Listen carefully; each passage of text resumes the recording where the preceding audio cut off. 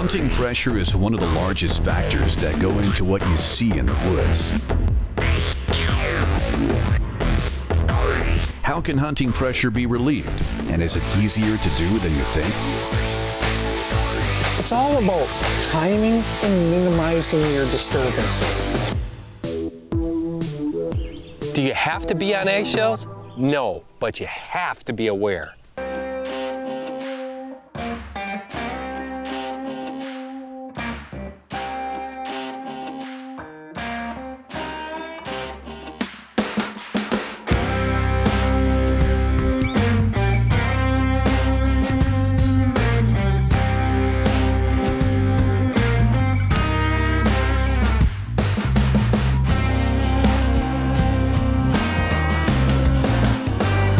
This is Land of Whitetail TV.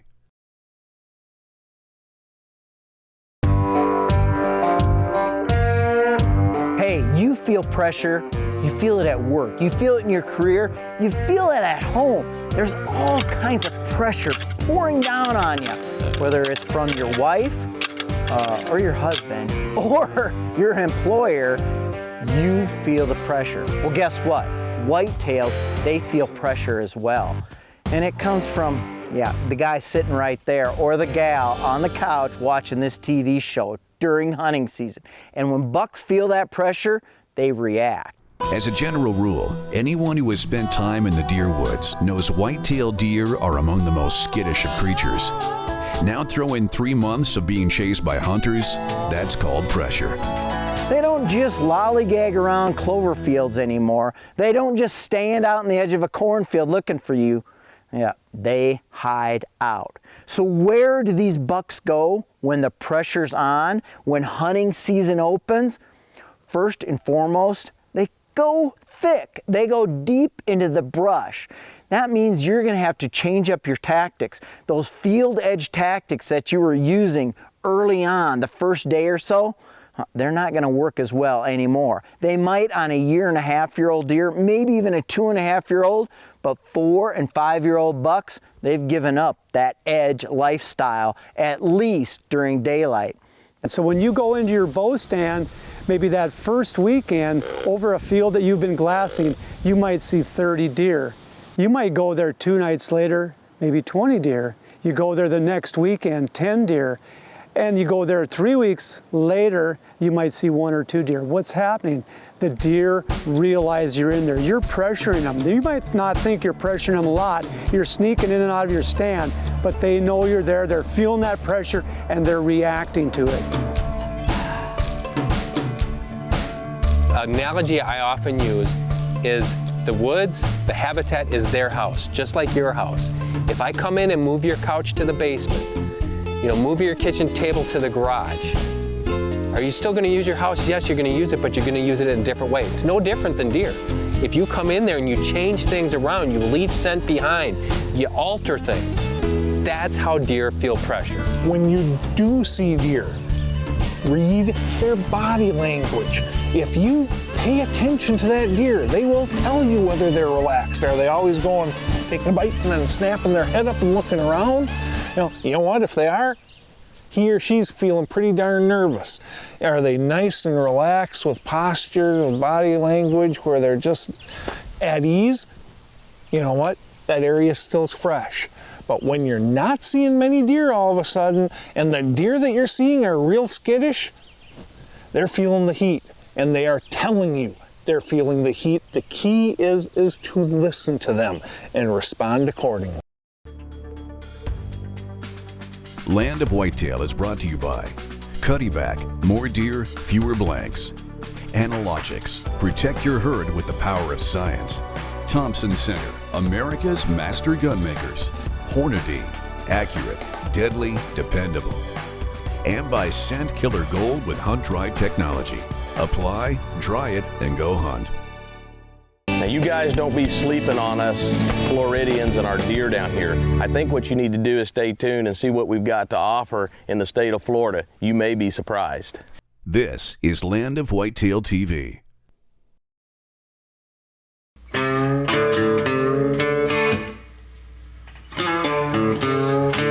So how does a deer sense the pressure of a hunting season? By using their senses. There lies the question. How do you beat those senses? When the pressure's on, deer will continue to feed. They will continue to breathe. They'll go get a drink of water, but your trail cameras are gonna show a uniquely different perspective. Instead of those daylight forays out and about, no, they are all under the cover of darkness. The next thing that you need to consider is how much hunting pressure is on your property. Now, if you're hunting public land, it likely could be a lot. And in those cases, you need to consider access points, because those access points are where everyone converges and gathers to dribble out into the woods to hunt. And deer, they know that that's where most of the pressure begins, is at a parking lot, a trailhead, whatever it be, even a farmyard where you and your buddies gather to go off to your different tree stands. You need to take that into consideration and then look for the furthest areas on that property where there's the least amount of access. But you need to try to separate yourself from that pressure, because those deer are going to do the exact same thing.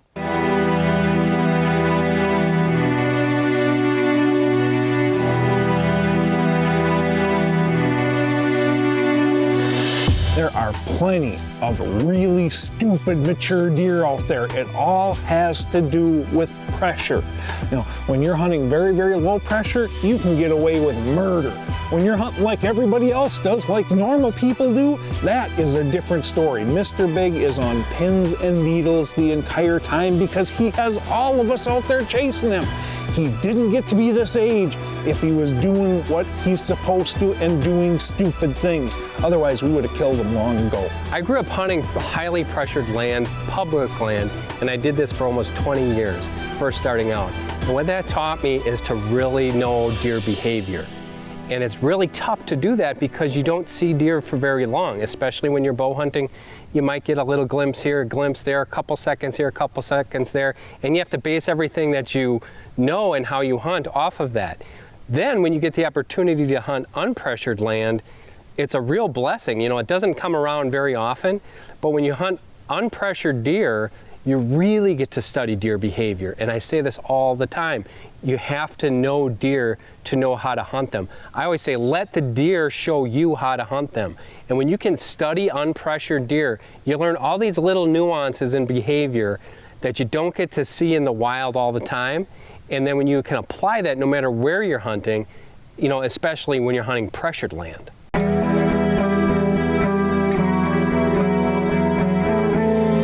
Welcome to South Central Florida. This country is dominated by grasslands and cattle ranches, and it's also home to some really big deer. You guys don't be knocking on our deer hunting in Florida. You may be surprised what we have down here to offer. I'm hunting with Hoppy Kemper of Osceola Outfitters, and he set us up on a working cattle ranch with some really great deer habitat. The MacArthur Research Center is a 10,500 acre working cattle ranch that also serves as a natural laboratory for conservation. We run 3,000 head of mama cows, and the production, the income, or the revenue that's generated from the cows facilitate and run the research operation. And the research that the main research that we do here is water quality and looking at environmental impacts of our agricultural operations. Previous surveys that we've done here on the ranch, on this 10,000 acres, we've seen a population of resident deer here that live on the ranch to be about 250 head. Usually we have a big influx of deer later on in the year. When hunting season starts up, most deer come to Buck Island. What people don't realize is that a good mature buck in Central and South Florida isn't a tiny animal. They can be 150 to 180 pounds for a good sized mature buck. And, you know, I'm saying a 3 or 4 year old buck. It's not uncommon to get a buck on the hoof weighing 160, 170 pounds.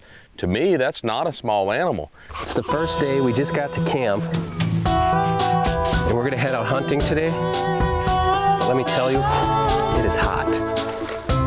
So it's the first day, and Hoppy set us up in this oak hammock with a really nice stand. It was very comfortable. Yes, it was hot, but it was bearable.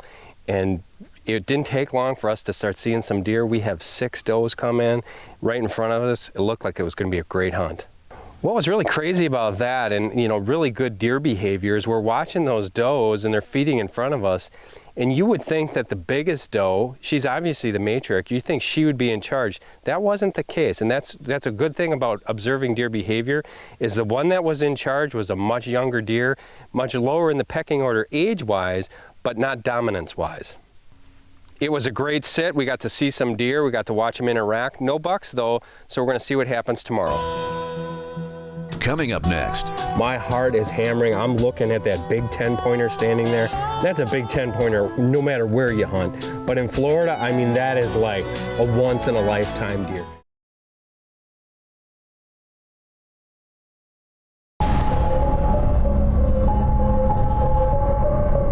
Don't overlook anything that's right under your nose. Whitetails, they are just magicians at disappearing. And sometimes what you think a big buck has left is really him just hiding out in one or more unique areas right there in his home range. It takes a lot of pressure to get a deer to leave their home range, and especially their core range. Now, they will leave it for the rut, but you hunting them, that's not necessarily the case. And numerous studies have shown that whitetails, when they've been GPS collared and tracked, they don't leave their home range. They just simply find better ways to hide from you. There's a big misnomer when hunting unpressured deer. People think, oh, it's super easy. You just go out there and this deer walks in and you shoot it. It's not that easy. Whitetails are whitetails. As long as they're free-ranging deer, they're gonna be wild. Just because they're unpressured doesn't mean they exhibit all that classic behavior. Staging behavior by mature bucks. Big thing. Bucks come in, they don't just come running in like a fawn would to a food plot or a food source or whatnot. Mature bucks are inherently programmed to stage. And what that means is they get to an area and they stay back and they wait and they survey that area. It's with their ears, it's with their eyes, it's with their nose. Now, an unpressured deer might come in more readily. He's gonna come in stage for a little bit and then come in to feed wherever he might be feeding. A pressured deer is gonna do that much longer, and most times this is why you don't see mature bucks on pressured land near food sources, because they'll stage back and they don't come in until it's dark. Unpressured deer, different story. They might come in 15 minutes, a half an hour before last light to come in and feed. That's the difference. But this behavior that you watch, the staging behavior, the way they test the wind, the way they use their ears to listen for danger, it's the same no matter how you're hunting them. So just because you get on a piece of unpressured land, don't think that this is going to be a walk in the park, because it's not. Nice and warm this morning. Ooh, it's a little steamy, huh? I spent most of my days hunting in the upper Midwest, Wisconsin, Minnesota, Illinois. And for me to get down here to Florida and to come to a different environment to hunt unpressured deer is a true blessing. So we get up at 5 o'clock in the morning. It is already hot. I mean, it's so weird. It's August, it's 94 degrees, and you're not expecting to be deer hunting, much less hunting rutting bucks. And that's exactly what happened today. It was crazy. You know, we get into the stand, the mosquitoes are absolutely horrendous, and before long, you look down, there's a doe there. And you know, she's coming through and I'm not exactly sure what to think of this. All of a sudden I hear a buck grunt. And I look and there's a buck standing right there, you know? I mean, it was crazy. It just happened so fast. So I let that buck walk, you know, it's first minutes of the first day, and didn't take too long. I hear a little snap behind us. I look, 2 more deer turn into 2 more bucks, and they just come walking right in. Let me tell you what, these are unpressured deer and they gave us a show. We got to watch them for a long time. My heart is hammering. I'm looking at that big 10-pointer standing there.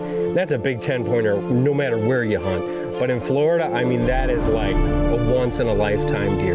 They're right next to a cattle pasture. You know, they're kind of just going up and down this fence line. There's acorns in here, and it was just so cool to have 2 nice bucks that close and get to watch them for that long. You know, both of these are nice deer for Florida. That smaller buck was a trophy buck for Florida, but man, I wanted that 10-pointer. He was so nice. So I had to wait a little bit. We watched him get out in front of us a little bit. And then just like anything else, even though these are unpressured deer, I wanted to make sure I did not screw this up. So I took my time, got in position. I was in a ladder stand, even bent my knee when I was shooting to make sure my arrow was on, and that arrow went right to its spot.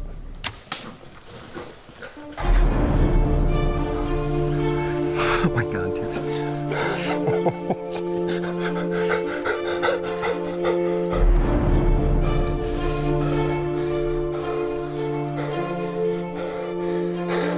We just killed a giant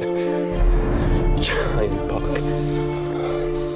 You know what? I was pretty shook. I mean, you probably saw it and heard it. I mean, my heart is just hammering. I'm just a mess. I'm just shaking and nerves and everything, and it's an adrenaline dump. You know, if you don't get like that, you shouldn't be hunting. Walking up to it, I knew it was a great deer. I was excited. Just he got bigger and bigger and bigger as I got closer to him. Oh my gosh. Holy cow. Oh, let me put the Matthews down here a second. Oh my God, what a buck. Oh, what a dandy. Oh, he's a perfect 10-pointer. Look at this, he's got velvet still hanging off his antlers. What a dandy buck. Holy cow. You know, earlier we talked about what you have to do when you're hunting pressured deer. Well, when you get the opportunity to hunt unpressured deer, you get to watch them and you get to study their behavior. And that's something I always say. To be able to hunt deer, you have to know deer. And to know deer, you have to learn their behavior. This is the ultimate payoff.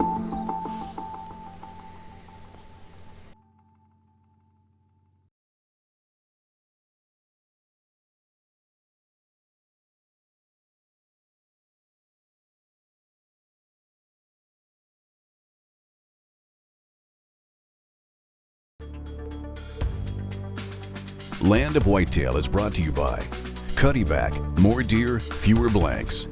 Analogics, protect your herd with the power of science. Thompson Center, America's master gunmakers. Hornady, accurate, deadly, dependable. And by Scent Killer Gold with Hunt Dry technology. Apply, dry it, and go hunt.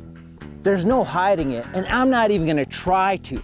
I'm addicted to shed antler hunting, and I'm not looking for a 12-step program either. I'm gonna embrace this as long as I can. Need a few tips on how to find more sheds? Well, the first thing, bring a binocular along. I've got my Nikon ProStaff 3S, really an economical binocular, but you get great glass with it. Now, we're a little late in the season here. There's actually pretty good growth going on. It's a place that I don't get to go shed hunt early in the spring because I'm so busy and it's far away. It's one of my bow hunting locations. But I'm in here hoping to find a few clues to what bucks might be around next year. Now, why bring your binocular in this tight a cover? The main reason is you don't have to walk quite as far. I can see out into some little chutes here. I can see across this little creek bottom that I'm walking along. And that means if I spy a point sticking up, something white, I can take my binocular out and say, nope, that's a stick. I'm not going over there. I don't want to waste calories. And why is that important? Well, on almost every one of my shed hunting trips, I do a minimum of 8 to 10 miles. Most of them are 12 to 17 miles a day looking for antlers. I want to save those calories as much as I can, and a binocular does that. Tip number 2, it's all around me. It's thick cover. Now, with the craze in this trendy shed hunting obsession people have nowadays, there are very few places you can go where people haven't picked over the land. If you own private ground, of course you can lock it up. But if you're asking permission to go look for shed antlers or on public ground, hey, expect there to be some pressure. The big clearings, they're gonna be walked through. The fields where it's wide open, you can glass, they're gonna be walked through and looked at as well. Go deep, go thick, go where nobody else wants to go. Here is a little wetland area in front of me. I've got some thick bedding cover around here. We're gonna dive through here. And the first thing I can see right here is a shed antler in this wetland. Looks like it's one from last year, a nice 5-point. There you have a good, clear indication of where these deer want to be because they're escaping from people like you and the weather. Down in these low spots, it's a windbreak, and they don't see as many people down here. Let's go up into this next little bedding area. I have a suspicion we're going to find some antlers there as well. This area here is not only bedding cover, it's real thick right in there, especially that little hollow you can see, but there's a trail coming through there. And these deer were going in and out of there on their way to an alfalfa field on the other side and holding up there, using that as a great winter weather windbreak. So thick cover, it can really pay off. And this area I know has had several people go through it looking for antlers, but because nobody wanted to dive through the thick brush, I'm able to pick up a few extra horns.